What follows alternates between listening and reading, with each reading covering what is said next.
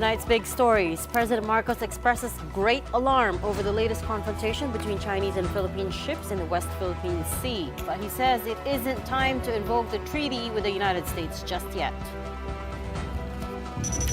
Australia and ASEAN concluded their special summit on tempered note 2, with the group issuing a statement that calls for restraint by all parties over the South China Sea issue. And debates are heating up after the PNP announced that civilians can now own and license semi-automatic rifles. We'll be speaking to Major General Benjamin Silo Jr., Director of the PNP Civil Security Group, about this issue later on. Welcome to the show. I'm Regina Lay. I'm Riza Diaz. And I'm Shawnee Yao. In Australia, President Marcos says he views China's latest actions with great alarm, but that no, it's not enough to trigger our mutual defense treaty with the United States. We are, of course, talking about the latest confrontation between Chinese and Philippine ships over in the West Philippine Sea. Just to recap, 2 Chinese Coast Guard vessels fired water cannons at the Onizame 4, shattering its windshield and injuring 4 people on board. The Onizame 4 was on a routine resupply mission to the BRP Sierra Madre. While in a separate incident, the Philippine Coast Guard reported that one of their boats sustained superficial structural damage when it collided with a Chinese ship. The president says we will lodge a protest against China over this latest maritime incident. Now, United States State Department spokesman Matthew Miller said in a statement issued this morning, our time, that Washington stands with the Philippines on this. In addition, the United States reaffirms that Article 4 of the 1951 U.S.-Philippines Mutual Defense Treaty extends to armed attacks on Philippine armed forces, public vessels, or aircraft, including those of its Coast Guard, anywhere in the South China Sea. However, President Marcos has already said this isn't the right time to invoke the MDT. We continue to view with great alarm this continuing dangerous maneuvers and dangerous actions that are being done against our seamen, our Coast Guard. And I think that we cannot view this in any way but in the most serious way. Once again, we will make our objections known and hope that we can continue to communicate to find a way so that such actions are no longer seen in the West Philippine Sea.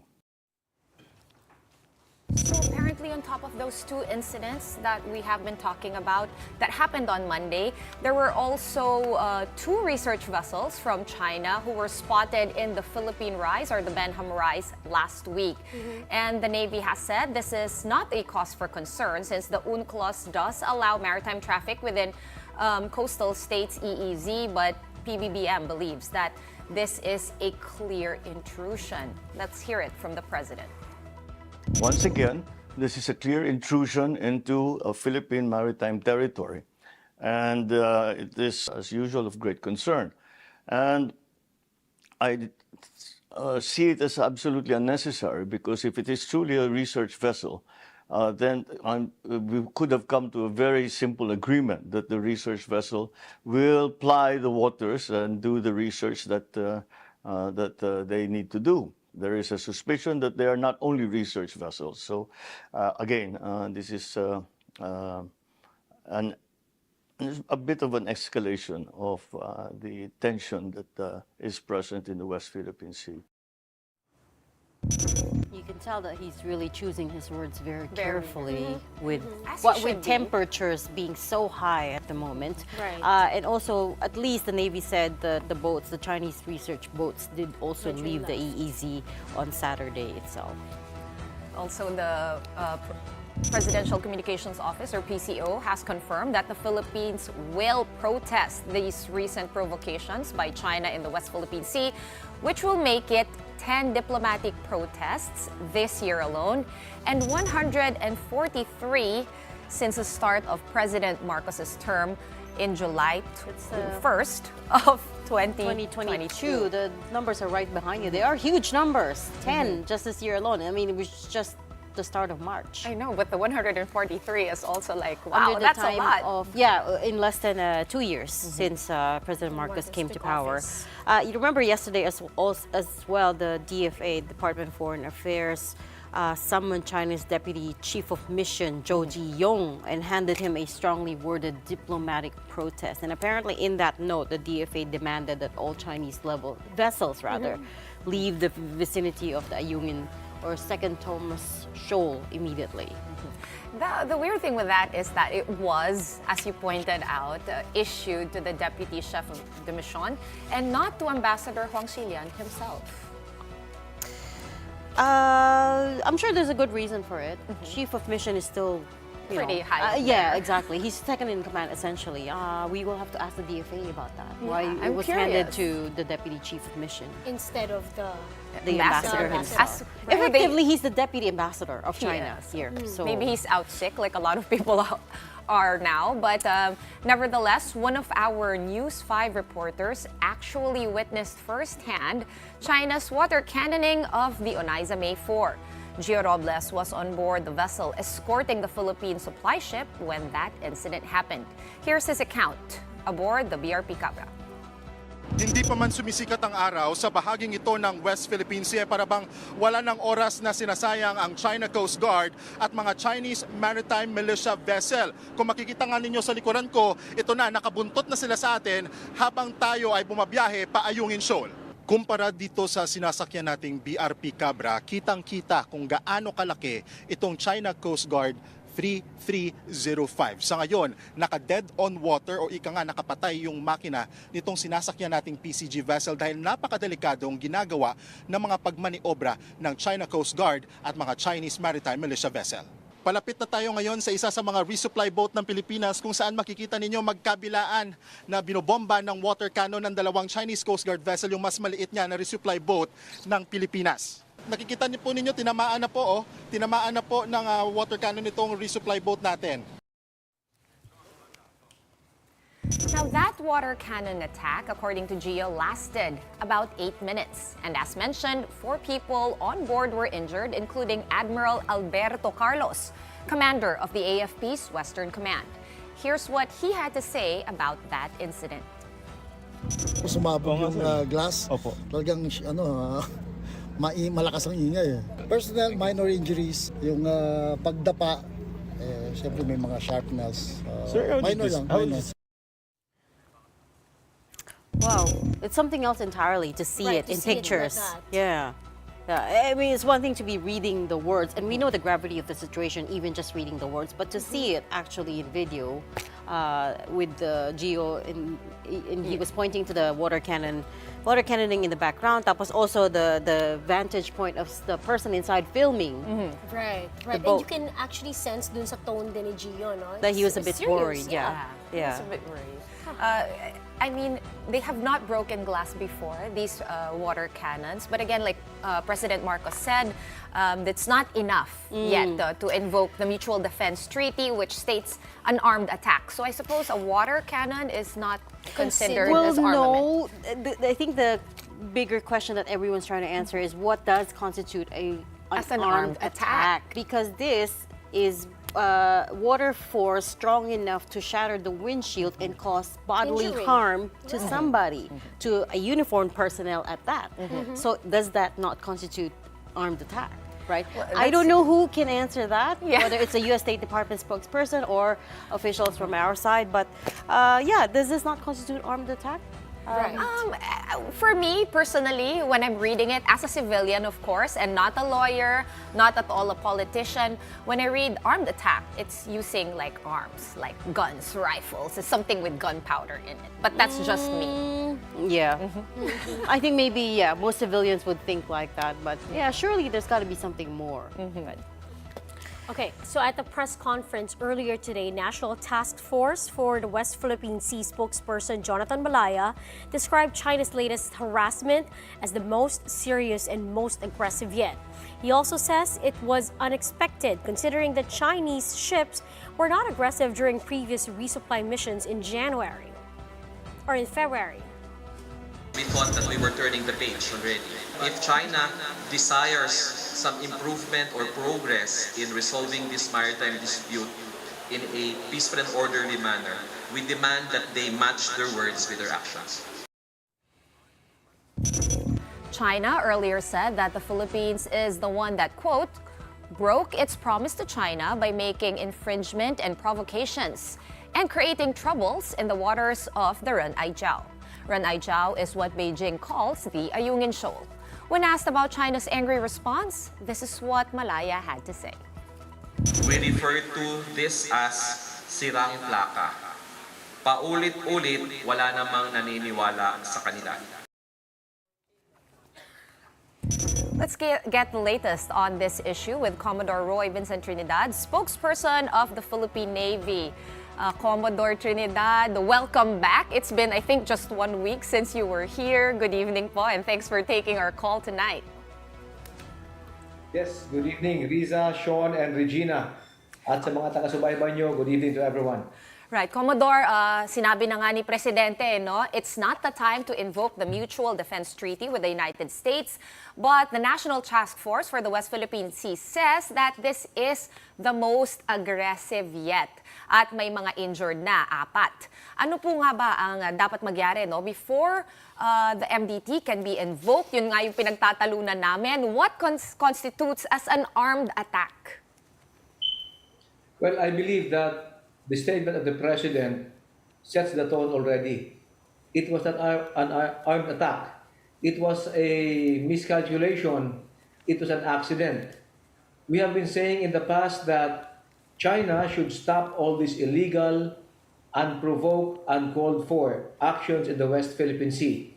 Because we don't know what might happen, it might spiral out of control. And the incident that happened was very unfortunate. The glass shattered, the windshield shattered, and we have had some injuries, 4 na kasamahan natin. But again, the President, the Commander-in-Chief mentioned it is not sufficient to invoke the MDT. There is a process for the MDT. It is not a simple switch to turn on and turn off. There is a consultation mechanism for that.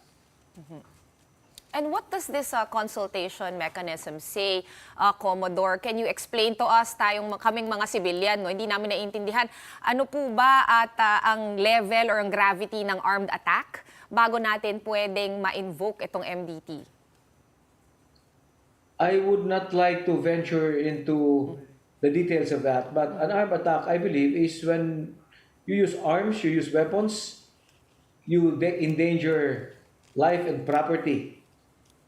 Again, there is a consultative process for this. Both sides would sit down and talk. Okay, So but it is not something that will happen automatically, that could be invoked unilaterally.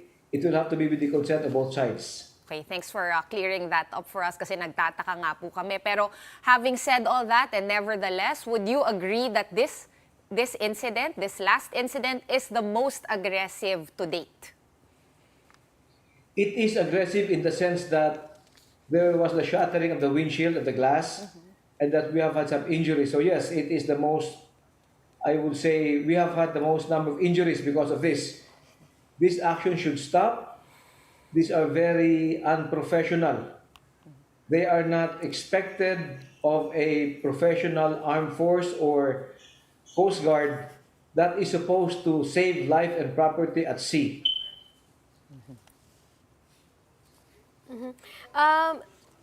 Okay, so Commodore, si Admiral Alberto Carlos, commander of the AFP Western Command, was among the 4 injured. How concerning is this? He's doing fine. He was aboard Unaiza May 4. He was there to supervise and to have command and control. He had very minor, I think he was not part of the 4 who were reported. He had only very minor scratches from the broken glass. Pero He's fine right now. He's fine. out of curiosity, what are the extent of the injuries sustained by the 4 crew members who were hit by the shattered windshield glass? I'm sure it's a bubog, ganun po ba? At how bad are their injuries or their wounds? Yes, ma'am. Kumbaga, naano sila, may mga sugat sa braso, yung iba sa bandang exposed parts ng upper body nila. Cuts and bruises brought about by the broken glass. And how In your view, how serious is this? The fact that, uniformed personnel were injured in this latest confrontation? The injuries are not that serious. They were given first aid by the Coast Guard personnel. They were transferred to the Coast Guard ship and they were evacuated the moment they got to Palawan. Again, it's the first time na may nasugatan sa atin sa ganitong misyon. We have had incidents in the West Philippine Sea wherein we lost some of our personnel due to accidents. But this is the first time that because of the action of China, we have had some injuries. Okay. This isn't the first time that China has blasted water cannons at Philippine vessels. Of course, just a few months ago, we were reporting similar incidents. And today's press con ng National Task Force for West Philippine Sea, ADG Malaya, said it was a little bit unexpected because they thought they were turning the page in February. We thought we were getting, the relationship was getting better. Tapos biglang this. Moving forward, does this affect your RORE, your resupply mission plans? Thank you, ma'am. Two things. Number one, it will not dampen our spirit nor weaken our resolve to ensure that our 9 detachments in the West Philippine Sea are reprovisioned on time, the people are rotated. Number two, we should not take China at her word. They would say one thing and do another. In the press con this afternoon, they should match their actions with their words and their words with their actions. What do you mean by that, Admiral, in terms of specifically on we shouldn't take China at their word? What specifically are you referring to? When they say that we could exist peacefully, when they say that we are the ones violating, when they say that we reneged on any agreement, no such things happened, no such agreement happened. They are the ones who are intruding into our territory. I'd like to make it clear that we have no dispute with them. They are the ones coming into our territory. The Commander-in-Chief has mentioned, we are a friend to all, we are a foe to none. The Filipino is among the most hospitable of all peoples worldwide. What we are merely doing is protecting what is ours. Okay, Commodore, balikan natin yung water cannoning incident. Some are saying na ang goal daw nito ay palubugin yung barko. Is that how it's looking like, that they're flooding the engine? As a seaman, no, kayo pong nasa Navy, ano po ba yung pakay gawin nitong mga barkong may water cannon? Is it just para hawin lang kayo paalis? Or bahain yung makina? Ano po yung sinusubukan nilang gawin? Ito ay isang paraan para itigil ng isang barko ang kanyang forward motion, ang kanyang abante, ano? It is one way of telling us to stop. Okay. It could have been worse if they could have flooded the engine room. They could have done it continuously. But again, the damage has been done. May mga nasugatan tayong mga tao. But among Navy people, this is below an armed attack. Kumbaga ito in the spectrum of conflict, nasa crisis pa lang to. Hindi pa ito masabi natin na armed attack. Okay. Commodore, nasa Unaiza May 4 po, no? Yun po yung nabasagan ng windshield. No? Dati po, last year, pinag-uusapan natin Unaiza May 1, Unaiza May 2, na ngayon nga apparently naka-dry dock at inaayos sila. Ilan po bang Unaiza May meron natin? Kasi may mga natatakot na baka maubusan na raw tayo ng barko para sa mga rero missions natin. Moving forward, will this change how you conduct the RERO missions? Will you perhaps consider using bigger boats, stronger boats na hindi po gawa sa kahoy, tulad ng mga Unaiza May? Yes, ma'am. First and foremost, Unaiza May is a chartered vessel. Ito ay kinakonsider natin sapagkat mababaw ang kanyang draft. Makakapasok ito sa Ayungin Shoal. Yung ating mga commissioned vessels ng Navy at pati sa Coast Guard, medyo malalim ng konti ang draft, kaya hindi natin ginagamit. There are many options available that the Philippine Navy has provided to Western Command. Options that are conventional and unconventional. We leave it up to the Commander of Western Command based on guidance from higher headquarters. What option or combination of options he may opt to employ. So how soon do you think, Commodore, you can execute another RORE mission to the BRP Sierra Madre? I think, ma'am, they do it every month or every 45 days, or depending on the need. So that decision is left to the operational commander. Okay, Okay. fair enough. Maraming salamat, no, for joining us tonight and for sharing your time and thoughts with us. Commodore Roy Vincent Trinidad, spokesperson of the Philippine Navy. Maraming salamat po. Up next, Australia and the ASEAN bloc ended a 3-day summit calling for restraint in the South China Sea, but stopped short of calling out Beijing. The details when the big story returns. Stay with us.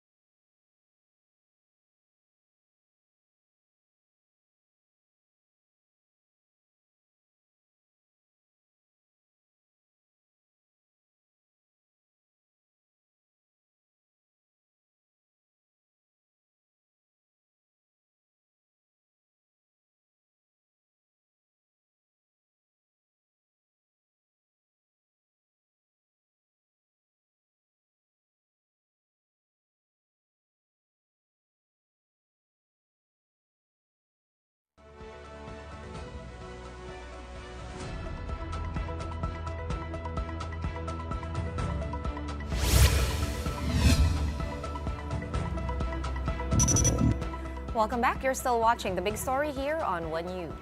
The 3-day Australia-ASEAN Summit or Special Summit in Melbourne has concluded with the bloc issuing a statement that many see as conservative. Their joint declaration read, in part, we recognize the benefits of having the South China Sea as a sea of peace, stability, and prosperity. In this regard, we support the full and effective implementation of the 2002 Declaration on the Conduct of Parties in the South China Sea in its entirety. We encourage all countries to avoid any unilateral actions that endanger peace, security, and stability in the region, unquote. Now, it does not mention China explicitly. Now, the statement also goes on to call for an immediate and durable ceasefire in Gaza. The 10-nation ASEAN bloc agreed last year to finalize a code of conduct over the South China Sea in the 3 years, but negotiations remain difficult. Now, Singapore Prime Minister Lee Hsien Loong was asked about it, and he said his country takes no position on the South China Sea claims, but is committed to upholding freedom of navigation in the region. The positions we take on those claims are different depending on where we stand, and Singapore takes no position on the claims, but we have a strong view on international law and on freedom of navigation, which we have stated many times. You can look it up, and it has not changed. Now, a day after the latest Ayungin incident, Australian Prime Minister Anthony Albanese also expressed concern, but stopped short of calling out Beijing. I am very concerned, and Australia is concerned about any unsafe and destabilising behaviour in the South China Sea. It is dangerous, and it creates risks of miscalculation, which can then lead to escalation. Able to reach a consensus across a full range of issues, so people have to compromise. But it was very clear the position that was put very clearly by, you won't be surprised, by President Marcos, but others as well. The South China Sea is an important issue. Maritime issues and defense cooperation aside, what else did they achieve at this special summit? Let's ask our correspondent, News 5's Marin Enriquez. Man was in Melbourne. Man, go ahead. Special summit capped off with the leaders' plenary, and aside from maritime cooperation, other topics that were tackled include trade and investment, climate concerns, and the shift to clean energy. President Marcos urged Australia to partner with the Philippines in developing the renewable energy industry and other emerging technologies. There is also developments with the free trade agreement between ASEAN, Australia, and New Zealand, which is seen to help micro and small-medium enterprises, as it facilitates their participation in international trade by improving their access to markets and participation in the global value chains, as well as promoting the use of e-commerce. This free trade agreement translates to a market of over 700 million people with a combined gross domestic product of $5.9 trillion based on data from the International Monetary Fund and the World Economic Outlook. Reg, apart from MSMEs, other sectors that are expected to benefit from the enhanced trade partnership are agriculture, digital economy, infrastructure, tourism, and healthcare. Reg. Thanks so much for that update, Man Enriquez. All right, bringing it back here to the Philippines and on over to Chacha. The House Committee of the Whole has approved the resolution of both Houses number 7, which seeks to amend 3 economic provisions in the 1987 Constitution. Let's get more details on that from Brian Basa. What do you have for us, Bri? That's right, Sean. The lower house is making good on its promise to pass RBH 7 before the Holy Week. It's worth taking note, though, that they're essentially adopting the proposed amendments by the Senate. These center on eased foreign restrictions for public utilities, education, and advertising. We recall that House Speaker Martin Romualdez did say they were going to adopt the proposed amendments in toto or entirely, but some lawmakers flagged the committee report, which they thought was lacking, and how insights from resource speakers were not properly heard. That the instant resolution of both houses is flawed, both procedurally and substantially. Procedurally because it does not follow any of the 3 modes of amending the Constitution. It appears to be providing a 4th mode of amending the Constitution by legislation without amending Article 17. Other lawmakers also questioned the return of investment the country will get once we open up to foreign investors. While introducing amendments to the economic provisions of the Constitution might result to the country being conducive and welcoming to more foreign capital, it is not a guarantee that it would be the sole key to economic prosperity. Other critics also believe that inserting the phrase "unless provided by law" would give Congress excessive power. Bibigyan ito ng sobra-sobrang kapangyarihan ng Kongreso para basta-basta na lamang magpasa ng mga batas na hindi naaayon sa pangangailangan ng mamamayang Pilipino. For now, the debates over RBH 7 and Chacha in general continue. House lawmakers are targeting to have the measure passed on 2nd reading next week. Back to you. All right, thanks so much for that, Brian Basa. They are right on time, right? Kasi they said initially 3rd reading by before the break of Holy Week, which is about 3 weeks and away. then March 11 pa dapat yung 2nd reading. But it Yes, looks but like they're a little ahead. slightly early. There's a will. There's There a is way. always a way. Meanwhile, in the Senate, Senator Robin Padilla is reportedly gathering signatures to block the issuance of an arrest warrant against Pastor Apollo Quiboloy. Senator Francis Tolentino confirmed that there are moves to overturn the order for the warrant.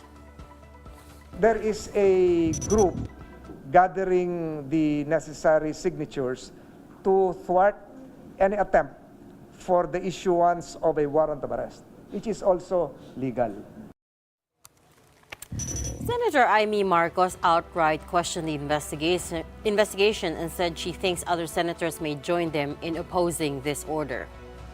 Kami ni Senator Robin talagang pipirma. Nagkasundo kami kagabi na pipirma kami para paatras itong contempt order. Kasi parang hindi naman siya tama at sa palagay ko, sasamahan kami ng iba pa naming grupo, si Senator Go, palagay ko, no? Sino ba kami? Teka muna, Senator Go, Senator Cynthia, talaga bang in aid of legislation ito? Yun ang pinagtatakahan ko. Magulo ito eh. Kaya nagugulat kami, ba't naman sabay-sabay? May kumukuyog ba? Senator Padilla will need 8 votes in order to overturn the motion.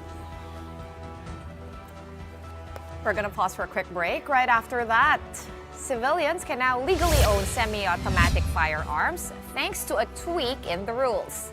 But not everyone thinks this is a good idea. We'll be speaking with Major General Benjamin Silo Jr., the director of the PNP Civil Security Group. When the big story returns, keep it here.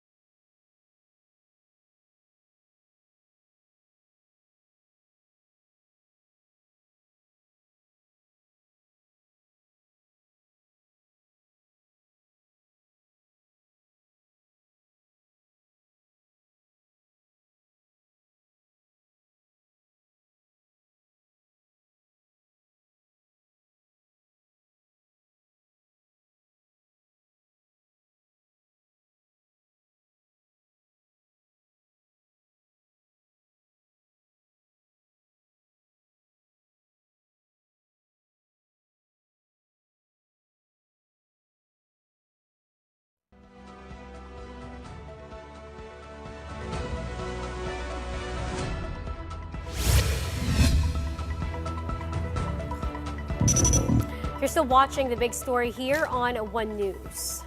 Civilians can now own and register longer firearms like semi-automatic rifles, according to the National Police. The PNP recently tweaked the implementing rules and regulations of Republic Act 10591, or the Comprehensive Law on Firearms and Ammunition, allowing the issuance of civilian licenses for M14 rifles and other semi-automatic weapons with a caliber of 7.62 millimeter and below. The PNP created a technical working group specifically to rewrite these provisions of the firearms law. The amendment has been forwarded to the UP Law Center and takes effect 15 days after publication. Unsurprisingly, this news has triggered heated debates online. So to help us hash this issue out, we have here tonight Major General Benjamin Silo Jr., the director of the PNP Civil Security Group. Good evening, General. Thanks for being with us tonight. Ma'am Risa, Ma'am Regine, and Ma'am Shaun, magandang gabi po sa inyong lahat. General, I understand you're part of the technical working group that tweaked the IRR. So first, I want to understand, how did this decision come about and how long did you debate this as a group? Yes, ma'am, we came up with this amendment after proper consultation with the different stakeholders and concerned sectors of the society. And how long was that, Bo? It took us more than 2 months of a careful study. Of consultations? Yes, ma'am. Consultation and deliberation. May I ask who you consulted with? We have a representative from APAD, yung Dealer Association. We also have the PAGPAW. We also have the cross-section of the society coming from the academe and other different gun club of the Philippines. Anyone po from civil society organizations? We also invited person from religious sectors and mga ordinary citizens po. Okay, so they were represented naman. Yes, Okay. Sorry, the reason I wanted to get to the root of it is because, to be honest, I failed to see a legitimate civilian purpose for assault rifles, which this law is essentially allowing, right? Assault rifles, of course, were designed to be used in combat by trained troops. So we wanted to talk to you so you can help us understand the logic behind this. What problem exactly is this amendment trying to fix? Yes, ma'am. The very purpose of the implementing rules and regulation is to ensure that the intention of the framers of the law is carried out effectively. We simply did that on the part of the PNP. There is the particular Section 10 of Republic Act 10591 that allows ownership by the civilian of small arms. And this rifle with caliber 7.62 and lower with semi-automatic mode fall under the category of small arm. Ergo, public is allowed to own it by law. Right, pero General, like para sa akin, no, help me understand. Takot po ako sa baril. And hindi po ako kampante, no, knowing na anyone can now license a semi-automatic rifle. Can you tell us kung nagkaroon po ba ng outcry or ng petition para i-review yung IRR to allow this? And if so, kanino po nanggagaling yung mga ganong mga concerns? Or did your group just decide to tweak the IRR on your own? No, ma'am.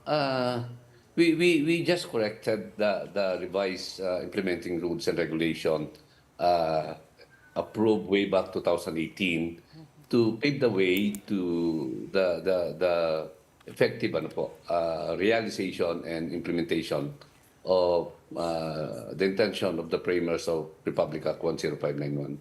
Okay, so Kasi before that Republic Act, General, tama po ba yung pagkakaintindi ko? Before that Republic Act was in place, civilians were already allowed to own long firearms. Correct, ma'am. Tapos, nung nagkaroon po ng Republic Act 10591, biglang hindi na siya pwede. So, kinorek nyo lang yung IRR. Ganun po, ano po ba yung nangyari? No, ma'am. We have to clarify things. First, under the law, there are only two categories of firearms, the small arms and the light weapons. The small arms can be owned by civilians. When we say small arms, it can be handgun, and handgun can be further subdivided into pistol and revolver, and rifle with caliber 7.62 and lower with semi-automatic mode. And the other one is the light weapon. So we're referring to rifle with caliber higher than 7.62 at yung mga cruiser weapon. What is being allowed is the small arm. Okay. General, may mga senators po na nagpahayag ng pangamba dito po sa situation na to. Ito po yung sinabi niya, Senator Amy. Ang sabi niya, the PNP is shooting itself in the foot and compromising law enforcement efficiency and above all, public safety. We'd like to get your thoughts on this.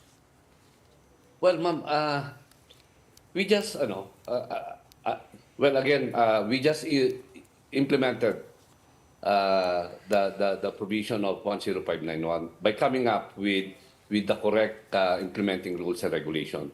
And currently, there are more than sufficient safeguards before one can own that particular firearm, and after one has already owned it. And just to mention the safeguards before owning it, we have the one applying should pass the very rigid neuropsychiatric examination, drug test, dapat meron din po silang national police clearance na magpapatunay na malinis po ang records po nila. Aside from this, mag-undergo po sila, dapat nilang maipasa yung gun safety seminar. These are the safeguards before one can own that particular firearms. And after the approval of their application, ang dami pa pong safeguards na nakalagay sa batas at sa IRR. Nandito po yung mga grounds for revocation. Dapat hindi po nila magamit yung baril sa pag-commit ng crimes at dapat po hindi nila ito ilalabas ng walang kaukulang permit. At kung may permit man, may mga prohibited places pa rin na hindi nila pwedeng dalhin to, like places of worship, amusement areas, and mga recreational centers. So we do believe in the Philippine National Police that the law and the existing implementing rules and regulation of the said law have provided sufficient safeguard to deter the possible abuse of its use. General, I'm sure you know that in the U.S. they also have these exact same safeguards, right? They do background checks, they have drug tests, they have seminars on responsible gun ownership, and yet mass shootings are commonplace. I'm sure you're very aware, especially in school. And pardon me for asking this, but why are we so confident we can do better than in the U.S.?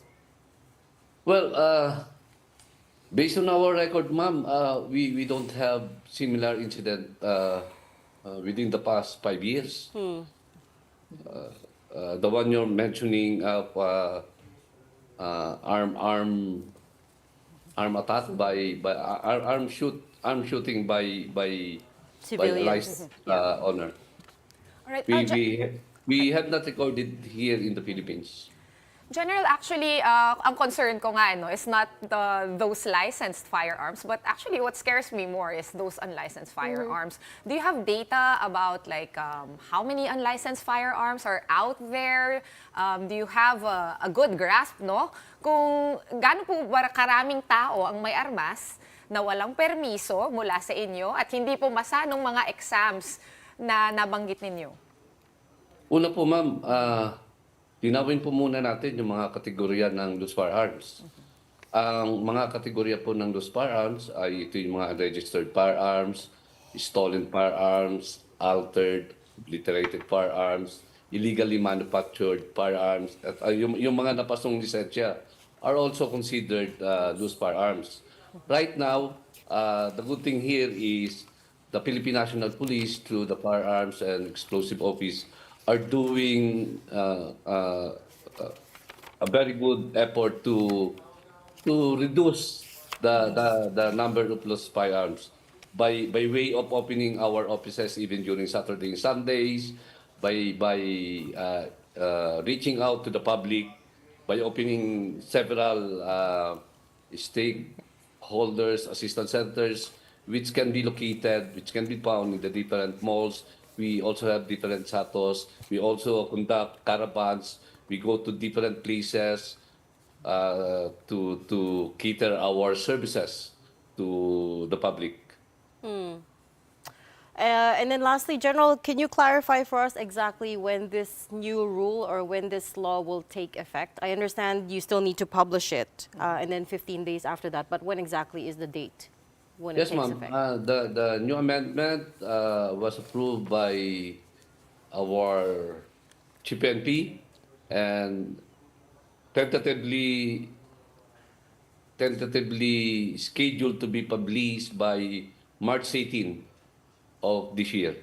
And hopefully by April 3 of this year also, it will become effective. Okay, we've run out of time, so we're going to have to leave that there for now. But we thank you for joining us tonight and answering our questions. That was Major General Benjamin Silo Jr., the director of the PNP Civil Security Group. We're going to pause for a very quick one, but right after that, it seems Naiya's pest problems aren't over. Check that out. He's another rodent caught on cam at one of its terminals. The details when we come back. Keep it here on One News.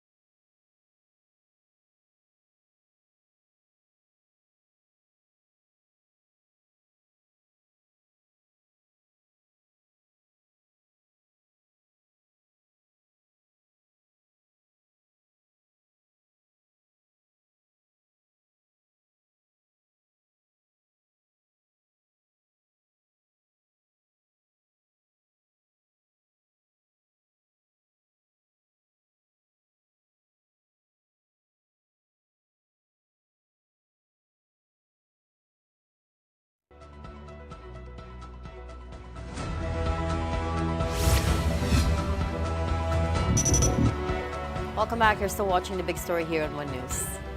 Now, 3 of the country's biggest conglomerates are banding together over power projects and possibly tollways soon. Metro Pacific Investments Corporation Chairman, President, and CEO Manny V. Pangilinan said Meralco Power Gen will be working with San Miguel Corporation and Aboitiz Group to launch the country's first integrated liquefied natural gas facility. Pangilinan said this alliance could also pave the way for partnerships in the toll infrastructure in the future. Metro Pacific nearly doubled its income or net income last year at 19.9 billion pesos from 10.5 billion pesos in 2022, with its power unit Meralco being the biggest contributor. I think Amon actually has good ideas as to how we can expand it always. We were talking about how bad Katipunan and C5 is, and I said maybe we should have an elevated portion of that. He said that one, and he said EDSA too. Diba? So then he has ideas about extending the S-Lex, Calabat to, I think that's being built, right? To Lucena. And then the Cavite, Batangas. He wants it, he suggested to expand it beyond Sugbuk, Calatagan, to Matabungkay, Batangas City, and connect to Star Tollway. So you have a big ring road covering Laguna, Batangas, Cavite, and of course Metro Manila. Before we go, here is our big video. It's not going to be a picture for tonight, and advanced apologies in case you are eating, because it looks like the pest problem in Naiya isn't over just yet. After viral reports of bugs and even a rat caught on cam in Naiya, another large rat was seen scurrying at the departure gates of Naiya Terminal 3. Uploader Jecano on TikTok jokingly said that he thought an airline had a surprise for them because passengers suddenly screamed. And this apparently was the reason why. The TikTok video has now over 500,000 views and over 5,000 likes. The MIAA has issued an ultimatum to pest control providers of the airport, saying that they should do better or be on their blacklist. But wait, how sure are we that that's not the same rat that was on the scene? Like, it could be the same guy. That's a very good question. They all look the same. You know, but I think it's safe to assume if you find one, most likely marami pa yan. That's what all the pest control people will tell you. If you see one, there's 5,000 more. That's for cockroaches. And I think it's what it comes down to what you said last time, right? Which is that they started fumigating the place, so of course all the pests will come out of their hiding places, right? They were disturbed. Yes, all of these pests were disturbed after they fumigated the chairs because of the bed bugs incident, right? So of course the cockroaches, the the rats, ano pa ba? The rats and also ipis. And you know that area kasi of Naiya 3, there's food stalls, there's like Yes. restaurants. And In my so opinion, that bottom floor has all the best food. Like, that's where I go to Of the buy airport. foods. Yeah. downstairs. They're the newer ones. They're the newer stalls, Yeah, like right? they have like Army Navy, they have the donuts there, like Jamba Pero Juice. kaya, that's why pests like this would really exist. Like, hindi lang naman siya sa Pilipinas. But you know, also like leptospirosis is a major concern, yes. and you know, you don't even have to come into contact with a rat, just rat pee in order to contract leptospirosis, and it's really fatal. So I think it's a valid concern, apart from the typical phobia of you know, it's. I wouldn't eat now in the airports because of that, the videos. Be very careful. You might find one like right next to you. Hopefully not. Hopefully not. So, oh my God, Marie. All right. On that note, that's it for the big story tonight. We are One News, all sides, all the time. Thanks for tuning in. Have a good night.